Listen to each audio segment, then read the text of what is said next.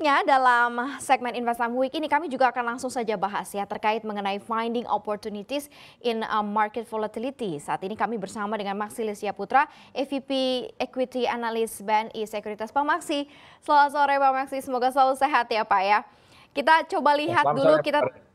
tanggapi dulu nih Pak, IHSG nih ya, IHSG dari data perekonomian nasional terhadap IHSG terbaru ada rilis penjualan retail April juga nih, di retail di bulan April yang sudah dirilis begitu ya, tanggal 8 April 2021 nih. Seperti apa nih dampaknya dan relevansinya terhadap performa IHSG nih Pak Maksi? Ya, sebenarnya kalau rilis retail itu pengaruhnya mungkin tidak terlalu signifikan ya, karena mungkin lebih mempengaruhi saham-saham retail. Tapi di sisi lain sebenarnya indeks itu sangat menantikan misalnya data-data seperti inflasi, pertumbuhan ekonomi itu yang lebih makro. Kalau kita melihat juga kalau untuk saham-saham retail ini sebenarnya memasuki kuartal kedua itu ada sentimen positif ya. Kenapa? Karena kan kita sebentar lagi akan memasuki bulan Ramadan dan juga Lebaran. Nah, biasanya itu animo masyarakat untuk berbelanja itu akan lebih meningkat di saat-saat seperti sekarang ini yaitu Ramadan dan Lebaran. Dan kita lihat kan apalagi bila dibandingkan tahun lalu ya, tahun lalu kan memang sangat PSBB ketat ya, di mana kan pandemi mulai tahun lalu kan Maret tahun 2020 lalu pemerintah melakukan PSBB yang ketat.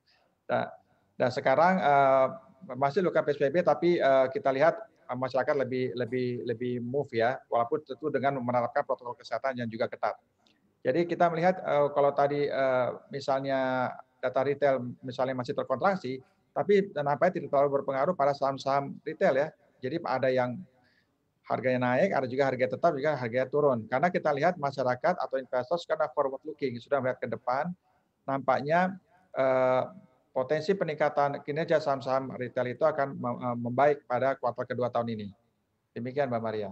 Oke, berarti akan ada opportunity ya karena terbawa momentum ya. Berarti kalau dilihat Ya, dari tadi yang disampaikan oleh Pak Maksi begitu ya, kalau kita coba lihat dari momentum yang ada, kalau dari sisi performa retail sektornya sendiri apakah sudah menunjukkan juga daya beli yang sudah pulih nih di Indonesia? Seperti apa Pak Maksi?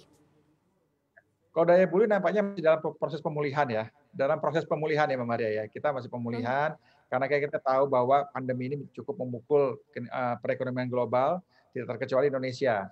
Nah, kita tentu juga pemerintah dan semua pihak ya berusaha untuk terus meningkatkan kinerja kita, perekonomian kita dan kita cukup optimis bahwa pemerintah sendiri menargetkan pertumbuhan ekonomi antara 4 sampai 5% tahun ini akan jauh lebih baik dibandingkan tahun lalu, di mana memang tahun lalu kita memang mengalami pukulan yang berat ya dari pandemi ini. Oke, coba kita akan cari pendekatan yang lain nih Pak Maksi. Misalnya seperti kondisi COVID-19 saat ini di dunia dan juga Indonesia dan dampaknya juga akan seperti apa sih dampak berkelanjutannya ya di pasar saham. Kalau kita lihat kan IHSG transaksi selama ini juga beberapa waktu terakhir belakangan ini agak-agak lumayan sepi gitu ya. Apalagi saat ini Ya. lockdown juga masih berlangsung di sejumlah negara di Eropa dan juga Asia. Nah, di awal bulan ini pun juga Indonesia ini sempat juga masih melaporkan kasus kematian tertinggi nomor 3 di dunia juga akibat COVID-19. Jadi ada data-data bertubi-tubi terkait mengenai masih tertinggalnya begitu ya penanggulangan COVID-19 di Indonesia. Apakah ini juga akan menghambat kepercayaan diri investor ataukah seperti apa nantinya kalau yang Anda lihat nih Pak Maksi? Nah, kalau kita lihat memang COVID memang sudah seperti ya sudah lama ya, sudah setahun lebih ya Mbak Maria ya. Sudah Mhm. setahun lebih. Nah, memang kita sekarang setiap hari melihat berita mengenai penambahan kasus baru ataupun kematian dan lain-lain. Tapi kita lihat di sisi lain kan juga pemerintah terus berupaya untuk vaksinasi. Nah, dan juga beberapa negara di dunia ya, mereka semua untuk terus menambah vaksinasi, dan mungkin ada berbagai vendor dan lain-lain. Nah, kita lihat ini merupakan sentimen positif nih bagi investor. Jadi paling tidak kita akan lebih tahan terhadap pandemi ini, tapi tetap biarpun dengan vaksinasi kita tetap harus menerapkan protokol kesehatan. Kita melihatkan bahwa dengan fokus pertama misalnya pada tenaga kesehatan, lalu juga para guru-guru, lansia, nanti mungkin akan melanjut pada seluruh masyarakat Indonesia. Ini merupakan sentimen yang positif ya. Tapi memang kita memang harus akui, memang pandemi ini kan masih ada ya. Kita makanya berusaha Mhm, untuk terus mhm. berjuang sambil bisa memutus mata rantainya dan juga sambil berupaya untuk memulihkan perekonomian kita dalam paling paling tidak pada tahun ini sebagai langkah awal pemulihan. Oke, kalau Pak Maksi sendiri melihat ada nggak sih perubahan dari risk appetite-nya investor sendiri di Pak Maksi? Kalau kita lihat kan memang saat ini kan COVID masih ada, tetapi vaksinasi juga berjalan begitu ya. Apakah risk appetite-nya juga sudah mulai bergeser? Artinya adalah sebelumnya yang tadinya di moderat atau mungkin lebih ke konservatif karena menjaga-jaga begitu ya. Sekarang sudah mulai lagi melirik risky aset gitu, bahkan sudah mulai cenderung agresif. Anda melihatnya bagaimana Pak Maksi? Sampai kalau saya lihat justru malah risk appetite kita malah cenderung meningkat ya, karena sepengetahuan saya jumlah transaksi kita justru mengalami kenaikan yang lumayan ya. Karena mungkin orang banyak yang bekerja di rumah begitu sehingga memiliki banyak waktu untuk bisa transaksi saham. Kan kita kan transaksi saham bisa dengan online ya, dengan handphone atau dengan laptop. Nah, itu Mhm. bisa meningkatkan appetite kita juga untuk bisa investasi saham. Karena kita tahu kan memang saham ini kan bisa menjanjikan gain yang lebih besar ya, bila kita tahu cara-cara yang baik gitu. Jadi nampaknya risk appetite kita itu tidak terdampak sih ya menurut kita. Jadi bahkan ya sebenarnya kita perjuangkan sekarang ini adalah bagaimana untuk meningkatkan pertumbuhan perekonomian kita. Dan pemerintah dan semua pihak ini sedang bekerja keras untuk bisa mencapai pertumbuhan ini yang jauh lebih baik dibandingkan tahun 2020. Harapannya begitu, Mbak Maria. Oke, kalau dilihat dari risk appetite yang tampaknya sudah mulai ada pergeseran begitu ya Pak Maksi ya, mungkin akan jauh lebih berani lagi begitu untuk investor. Nah sekarang kita coba lihat seperti apa market kita justru. Daya tahannya, ketangguhan fundamental pasar sahamnya seperti apa? Apakah sudah cukup kuat atau mungkin jauh lebih terpoles, jauh lebih tough begitu ya untuk pasar saham Indonesia. Yang Anda lihat seperti apa Pak Maksi?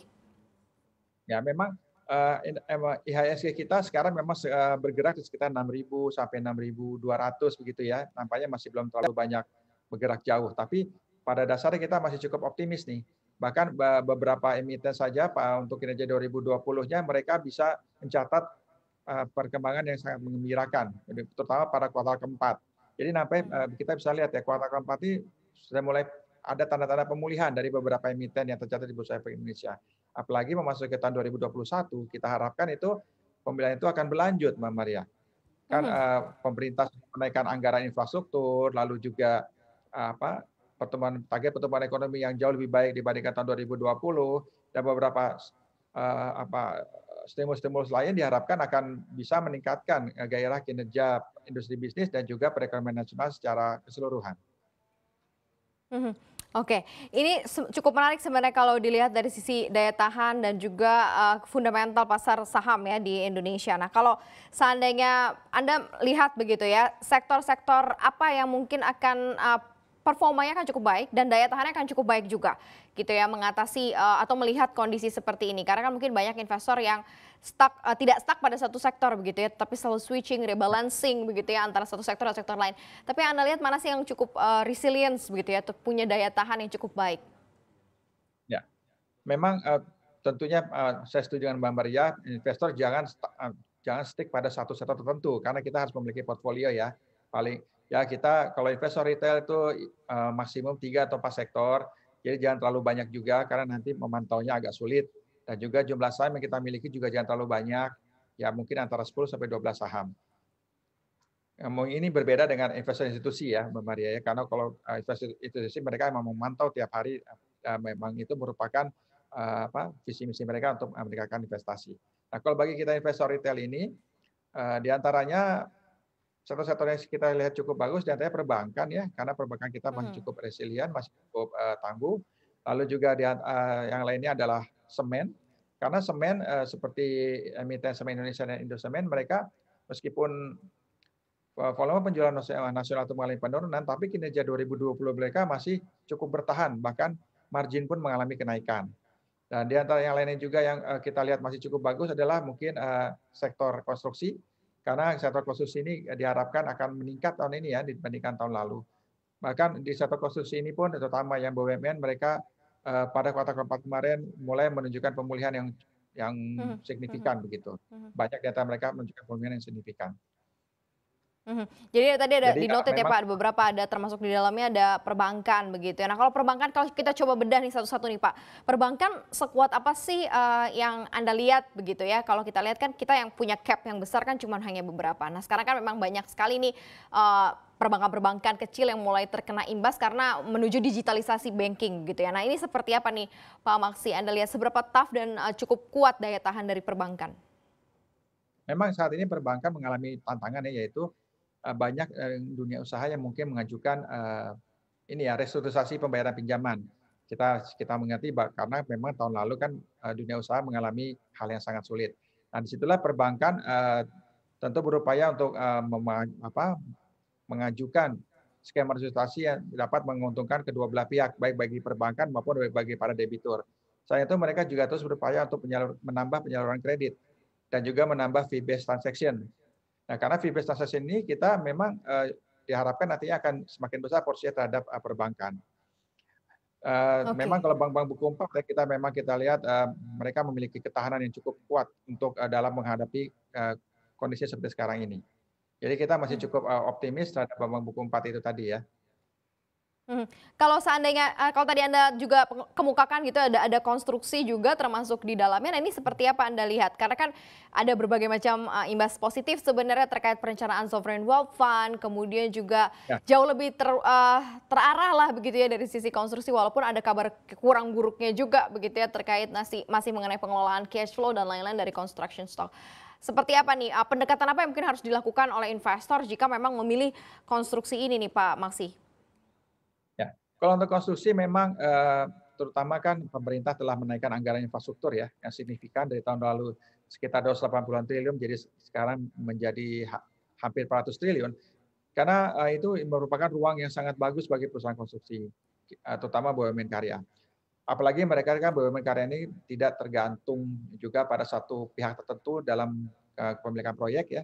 Jadi mereka juga dapat dari BUMN, pemerintah, lalu juga swasta. Sambil mereka juga terus memilih mana, terutama untuk swasta, mereka memilih mana yang memiliki profil pembayaran yang bagus. Jadi kita lihat banyak di antara BUMN karya itu yang mulai kuartal 4 kemarin itu menuju mulai pulih eh, kinerjanya dan diharapkan untuk tahun ini akan melanjutkan pemulihannya untuk mencapai yang lebih baik lagi. Walaupun memang Mbak Maria ya Mhm. pertumbuhan MNP kita ini masih agak sulit, masih membutuhkan waktu untuk bisa mencapai seperti tahun 2019 atau saat sebelum pandemi. Tapi paling tidak setelah tahun lalu itu mengalami penurunan ya, paling tidak untuk tahun ini kita melihat potensi pemulihannya itu sudah sangat besar. Ya itu yang kita harapkan nanti pemulihan itu akan terus berlanjut sampai beberapa tahun ke depan. Gitu, Mbak Maria. Oke, berarti ada peluang begitu ya di tengah kondisi yang saat ini memang cukup menghimpit sektor konstruksi. Nah Pak Masih nanti kita bahas lagi usai jeda. Mungkin kita akan lihat opportunity sektor-sektor mendekati momentum seperti Ramadan, Idul Fitri begitu ya yang tampaknya jauh lebih diharapkan performanya lebih tinggi dibanding sektor yang lain.